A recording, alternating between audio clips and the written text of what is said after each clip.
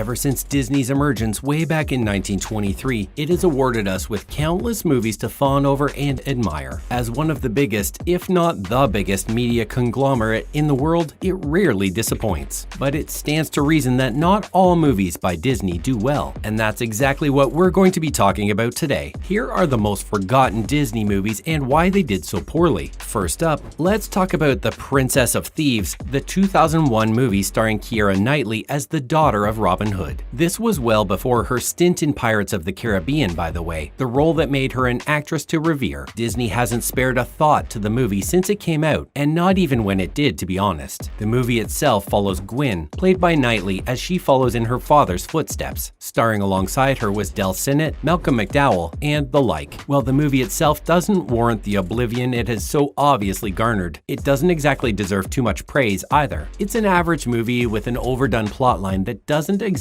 scream unique. What is absolutely disgusting about this movie, and probably why it will never become famous even if someone magically rediscovers it, is that the movie makes 15-year-old Keira Knightley kiss Del Sinnott in the movie, who was near twice her age during filming. Next, we have The Black Cauldron. The movie The Black Cauldron is best remembered as a box office failure. However, its impact on Andy Serkis's performance of Gollum in the Lord of the Rings series is what has kept this movie alive in the minds of a rare few people. This plot of The Black Cauldron was apparently just too dark and mythology-oriented for audiences at the time, it seems. Although these characteristics in animated movies are accepted and even celebrated and encouraged these days, back in 1985, the movie was dismissed by audiences who did not want their children to see it. The movie has also been largely ignored by Disney and is rarely, if ever, mentioned, except for perhaps that one short-lived eatery in Walt Disney World, and that villain appearance in Tokyo Disneyland's now defunct Cinderella Castle Mystery Tour. And now for The Sorcerer's Apprentice. You wouldn't think that a movie called The Sorcerer's Apprentice would need help being remembered. I mean, with a name like that, geeks and nerds were sure to flock to the movie, regardless of its storytelling quality. Created by the same geniuses at Disney who worked on the box office hit National Treasure, we bet the Disney executives thought this 2010 movie would make the same rounds as the one before it. But even so, the project had been described to have been cursed from the start. High-profile filming accidents, yes, that is accidents with an S, plural, were on the news in association with the movie. This automatically sowed the seeds of distrust and disinterest within the audiences. Of course, there was your usual critical badmouthing, and the news from the set did not help. All in all, the movie was doomed from the start, and while it may have been in the news fairly often, it's rarely ever even mentioned by Disney itself anymore. Up next, So Dear to My Heart. Now, part of the reason for this movie being wholly forgotten is that it was released more than half a century ago. But as we've seen with the likes of Snow White, Sleeping Beauty, etc., a movie can very much outlive a human being if it's adored by many. So Dear to My Heart, with a name that sweet, may have been released in 1948, just did not manage to connect with audiences, it seems. The story follows a young boy who learns life lessons in a few animated segments that brighten an otherwise unnaturally long, meandering live-action movie. So let it not be said that the movie was without its highlights, as the musical number Song of the South is intriguing for enabling outdated racial politics. The rest of the movie is just bland, with no substance. So it's only fair that time, plus the lack of remarkability, would make it a forgotten relic of the past. Now we have Victory Through Air Power. Now, have you heard of a more old-timey Disney name for an animated movie? And funnily enough, the story behind why this movie is better off forgotten is far more interesting than the movie itself. So, just to clarify, Victory Through Air Power reads like a long, dreary 70-minute World War II propaganda that tries to convince America to engage in bombing raids against its enemies. And funnily enough, the movie is actually believed to have influenced President Roosevelt not only in the strategies of the military, but also in the power of cartoons in education and propaganda, which led to a very healthy and dually beneficial relationship between the US government and the conglomerate, one that continues to this day. Next on the list is The Cat from Outer Space. Before diving into this movie's reason for being forgotten, let's just spend a minute dissecting just how beautifully, wonderfully ridiculous that title is. The Cat from Outer Space, a movie released in 1978, may have gotten its title perfect, but unfortunately enough, titles aren't what keep people watching a movie. And if you imagined that a movie titled that wouldn't be completely insane, what is wrong with you? The titular character, aka the Cat from Outer Space, is actually an alien who just so happens to look like our everyday domesticated furballs. And wouldn't you believe it, the cat also also has superpowers, telekinetic to be exact. These powers are given to the alien cat due to the special, technologically advanced cat collar it has on. Now, the purpose of this cat being on Earth is the need for a big bar of gold to fix his own spaceship. Can you see where we're going with this? Yep, the cat and a few humans band together to use the cat's powers to hustle Pool. And that's it. That's the movie. You can see why it would be forgotten to time, because even ridiculous gimmicks and insane plots that exist for the sake of shock value can succumb to the test of time. Up next is Hercules. Now, we know this particular Disney movie is not nearly as forgotten as every other on this list, but we think it deserves an honorable mention for what it's been put through by Disney. The movie, which follows the ever so creatively warped myth of Hercules and his 12 tasks, follows the son of Zeus in this action-packed romantic movie. Not to mention the musical numbers are insanely fun. Even so, the movie tanked, at least by Disney standards, when it first came out, so it did not reach the Disney Hall of Fame. Now, years after the movie's release, people asked Disney to make Megara an official Disney princess, a highly revered and privileged position, or at least acknowledge the movie for what it was, but alas. And now for The Happiest Millionaire. Guess Disney proved that money can in fact buy happiness with this movie title, huh? Anyway, the movie follows a rich man who wants to convince America to join World War I. What is up with these movies and war-related side plot lines? So this man, super rich, keeps actual alligators in his mansion. And also, his Bible study group is actually a secret boxing club, which is an amusing fun fact about the movie we feel the need to mention. Now, do these facts outlined have a true bearing on how this movie is categorized? Obviously not. These elements are just window dressing, and the actual plot of the movie describes it as being a romantic comedy about the titular millionaire's tomboy daughter. And as no romantic comedy movie of the time was complete without a makeover subplot, this one has just that. The millionaire's daughter arc is learning how to be more feminine and land a rich husband. One thing that sets this movie apart from the rest, and actually makes its oblivion rather sad, is the fact that this was the final movie that Walt Disney himself worked on during his life. He died during the production of the movie. Finally, we have Blackbeard's Ghost. Who doesn't love pirate movies, especially ones that revolve around the legend of Blackbeard, the most fearless pirate of the seas? And did you honestly think Disney got it right the first time with its mega hit Pirates of the Caribbean? Blackbeard's Ghost, released in 1968, is, believe it or not, a very self-explanatory title. The movie is about Blackbeard's ghost. Let us elaborate. See, a small town inn with financial troubles of its own starts being haunted by the drunken, washed-up ghost of infamous pirate Edward Teach, aka Blackbeard. And then, as anything you'd expect in a movie of this plot to happen, does. And it's not surprising why this particular movie would fail and be forgotten. After all, the premise isn't that strong, nor is the comedy. And that's all for this video. Do you remember watching any of these movies? Let us know in the comments down below. If you enjoyed watching the video, be sure to leave a like and share the video. Subscribe to the channel and turn on notifications by pressing the bell icon to get notified every time we post a new video. And we'll see you next time. Thank you for watching.